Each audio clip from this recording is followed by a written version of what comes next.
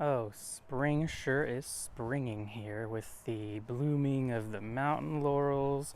The magnolias are magnoliaing. Things are looking really nice. But one thing that is looking really nice that I am not happy about is this Chinaberry tree, Melia azaderic.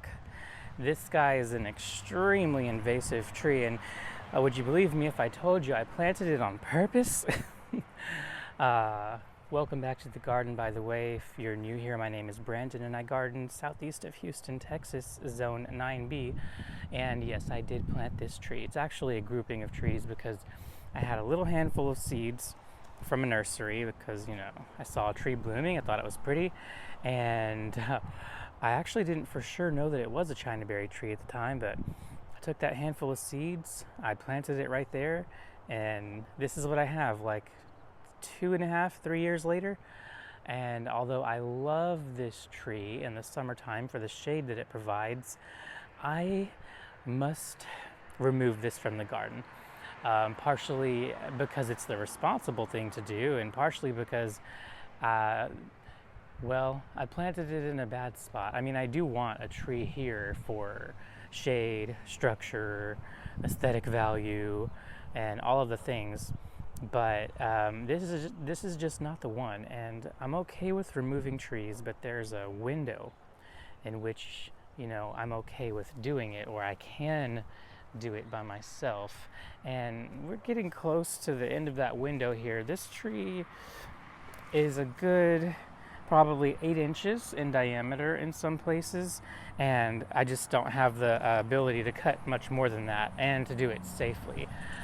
So this is the day that I start this process. Now, I don't know if I'm going to be able to do it all today. It's actually almost certain that I can't, but I'm going to make an attempt. And as always, this is not like a how-to video. This is just a, hey, what's Brandon doing video, and why is he doing it? And I'm so sad about this, and it's even more painful to see all of that fresh new growth up on the top of the tree, see all the leaves budding out. I mean, it looks pretty atrocious when it loses its leaves after a frost, but it stays evergreen up until that point, and then at some point it's just ugly and doesn't look like much. It's so sad to let go of this tree, but again, I made a poor decision in letting this tree grow, or planting it in the first place. I'm not sure where to start. I think I need to start on the other side. Now, you may be wondering, like, well, what's so bad about this tree? Oh, goodness, where do I start? If you go out into the wild areas of southeast Texas, you will see this tree growing in some places more than others. And there are a few reasons that it's not good. This is one of the worst, by the way, because there are layers to whether a plant is, a problem or not. Like a vitex, the chass tree. It's not that big of a problem. I don't see them coming up everywhere in all of the wildlife areas, but I do see them occasionally. Crepe myrtle, I do see them occasionally, but they're not just like everywhere. This one though is everywhere, and it's toxic. Its leaves are actually really toxic to insects, and they can actually be used as a pesticide for that reason. So if you wanted to grow this, and I don't know, I thought I was going to be able to keep it under control, so I'm not telling you that you're going to be able to, but I was going to try to use the leaves as like a homemade pesticide.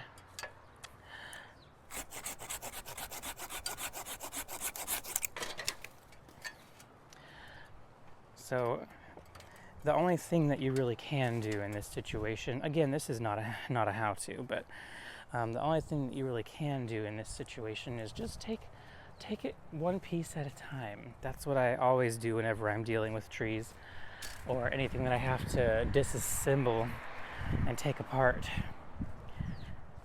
And I will have plenty of little branches and things to use as, I don't know, like borders. I've got a lot of branches as borders right now in the garden. And I'm going to mulch everything that will fit through the mulcher I feel like I've misplaced something. Oh, my saw. Where did you go? Oh, there you are, on the ground. I'm kind of forcing this video out. I've been quite tired today and not in the most amazing mood with the news of the world and stuff. So I'm doing the best I can here. I just want to at least get this started. That's one of the big ADHD things is if you are having trouble getting started with something, just start somewhere. And that's what I'm doing here. I doubt I will get very much done with this, but hey, sometimes you get started and you get way more done than you thought you were gonna.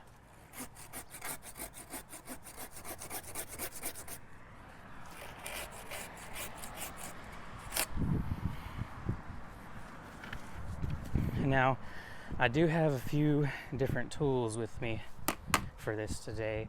Now, the hand saws just are super quick. I don't know why they're so much better than the reciprocating saw. You'd think the reciprocating saw would cut through faster, but really my favorite thing to use whenever I'm doing all of this is the hand saw.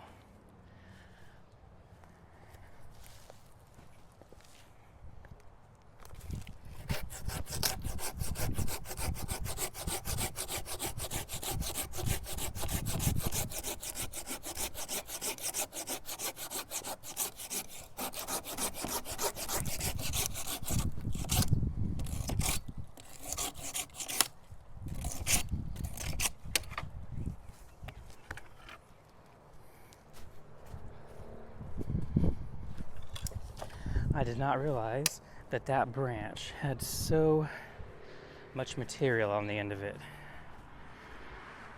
Oh, I also don't really know if this wood from these is particularly good for anything or not, but isn't this an interesting scene here? I'm gonna try to bring this to the camera. I'm gonna cut it into a smaller section.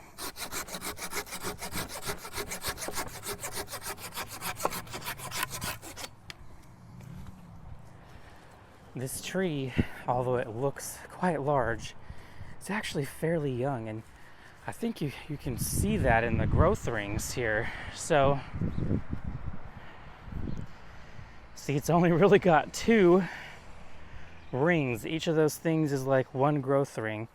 This particular part, this trunk, had a problem, though, where I don't know why, but a whole section going all the way up and down just kind of died off and had fungi growing out of it and stuff, and it's trying to heal over, but again, we're getting rid of this tree now. I mean, we're starting to. It's going to take a while because it's going to sprout back up. That's probably another thing to mention about these and why they're so problematic is that you could try to cut them down, but if you don't put an herbicide on them, it's going to come back with a vengeance over and over and over again. So I'm going to do what I can. I'm just going to continually come out here and cut off the suckers that grow up, but I don't think I'm going to herbicide it because I don't have the heart to do it. And also it's the wrong time of the year for it. I'm getting winded with this saw and I'm already tired, as I said. Now, if you did want to herbicide something to death, what you would have to do is you'd do it whenever the tree is actually going dormant so that it's pulling its sap down into the roots, and that's how you would actually kill the roots. I'm not against using herbicides for this. I just want to be very, very careful and selective if I'm going to do that sort of thing because, for one, I don't love using herbicides. I won't use them for the really lazy things like killing off a grass patch or something in the garden.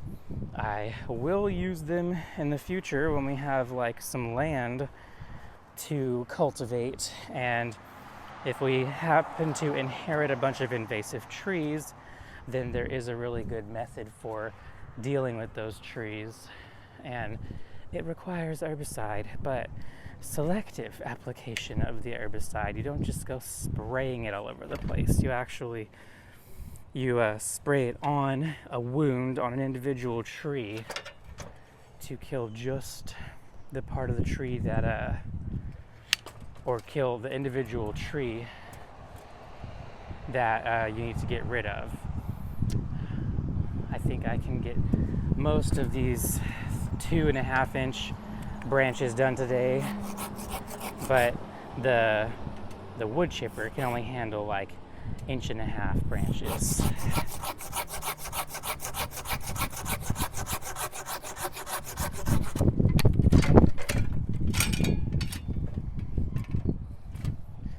So basically what I'm going to do is, let me go ahead and,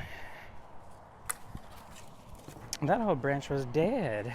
I thought it might be. It felt a little bit dead when I was sawing it. So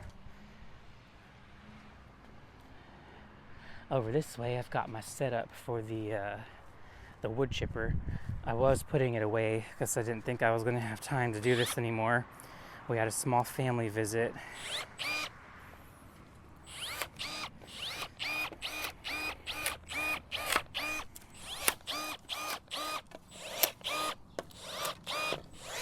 Yeah, so all of this will go through the wood chipper.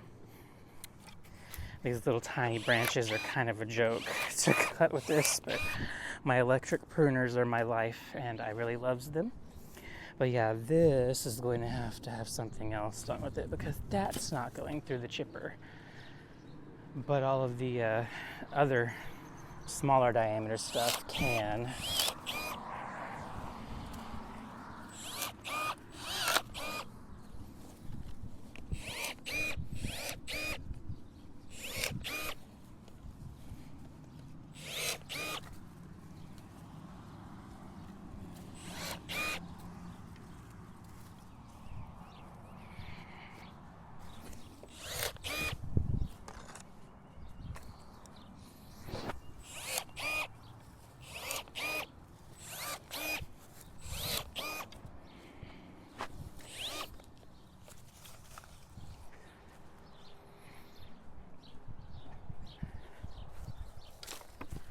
Oh, look at that. I didn't even set up the chipper yet. Oh, well, I think this might be the end of this video today. I've got a lot of different things that I need to do in the garden that I would like to record, so I may put out multiple videos in the week.